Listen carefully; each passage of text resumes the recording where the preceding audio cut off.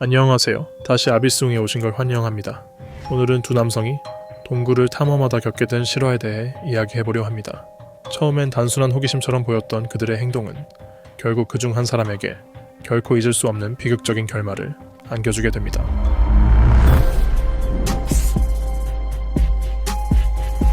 (1980년 7월 18일) 당시 19세였던 데이비드 카슨과 존 브록은 미국 뉴멕시코주에 위치한 칼스베드 동굴 국립공원에 도착했습니다. 이곳은 세계에서 가장 인상적이고 신비로운 국립공원 중 하나로 현재까지 109개 이상의 동굴이 발견되어 있으며 독특한 지질학적 구조와 아름다운 지하 풍경으로 유명합니다.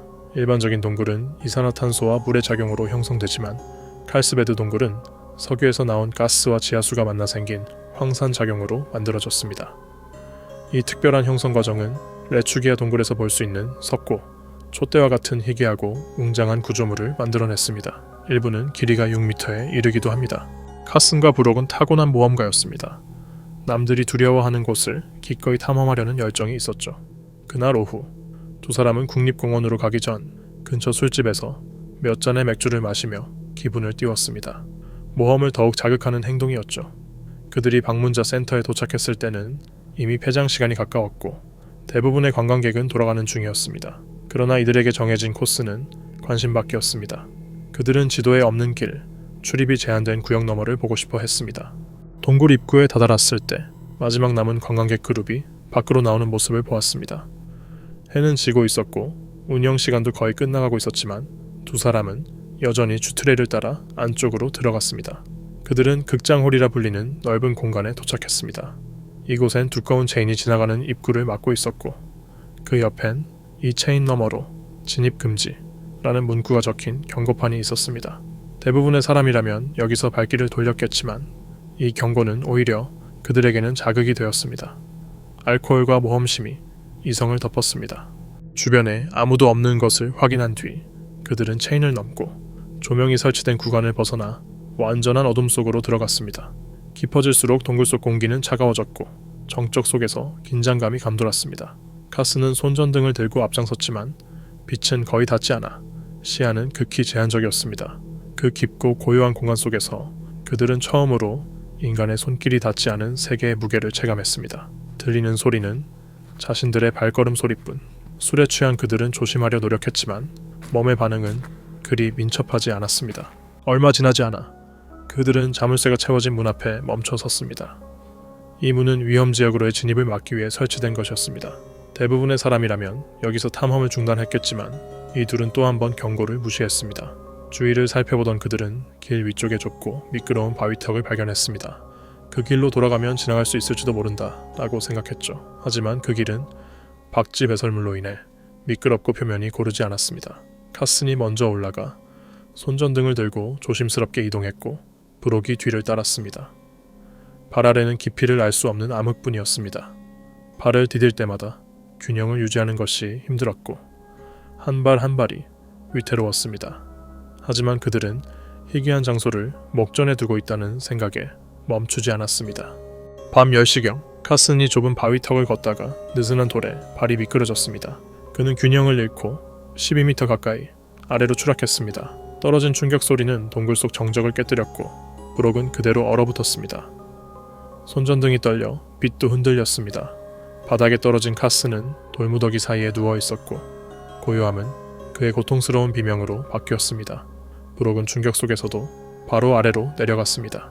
카스는 의식을 잃진 않았지만 말을 거의 못했고 얼굴은 고통으로 일그러져 눈물로 젖어 있었습니다. 그는 돌에 눌린 채 작은 틈에 갇혀 있었고 브록은 손으로 돌을 하나씩 치워나갔습니다. 카슨의 몸 곳곳에는 찰과상과 멍이 있었고 팔과 상반신은 피범벅이었습니다.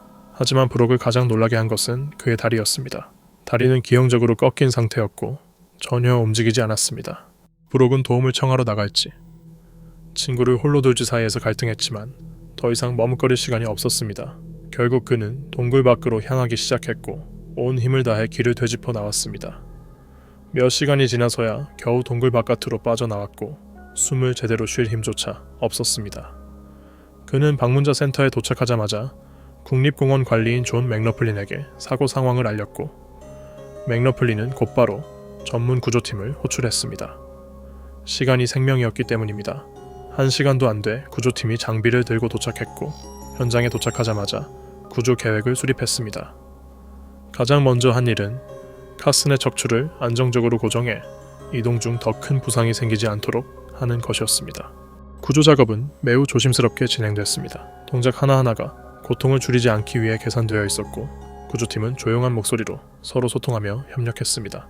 길은 좁고 미끄러웠으며 곳곳에 급경사와 굽은 구간이 많아 들것을 운반하기가 쉽지 않았습니다. 몇 시간의 고된 작업 끝에 마침내 카슨은 동굴 밖으로 이송되었습니다. 카슨은 즉시 과달루페 의료센터로 이송되어 정밀 진단을 받았고 의사들은 심각한 척추 손상을 확인했습니다. 그의 허리 아래로는 영구적인 마비 상태가 된다는 결과가 나왔습니다.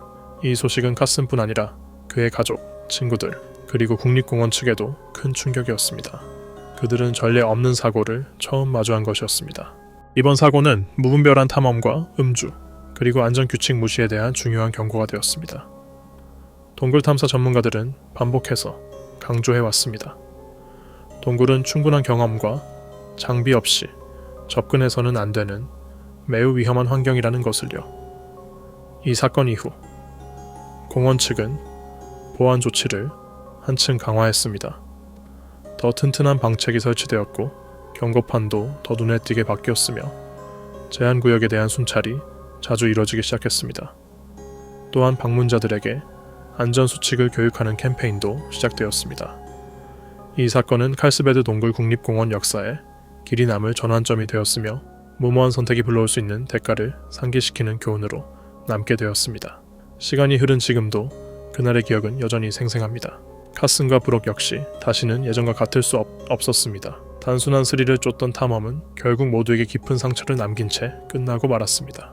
이 이야기가 흥미로우셨다면 지금 화면에 뜨고 있는 또 다른 사례를 꼭 확인해보세요. 이 이야기처럼 단순한 모험으로 시작했지만 훨씬 더 끔찍한 결말을 맞이한 사건입니다. 영상을 재밌게 보셨다면 좋아요와 구독 부탁드려요. 정말 큰 힘이 됩니다. 시청해주셔서 감사합니다. 다음 영상에서 또 만나요.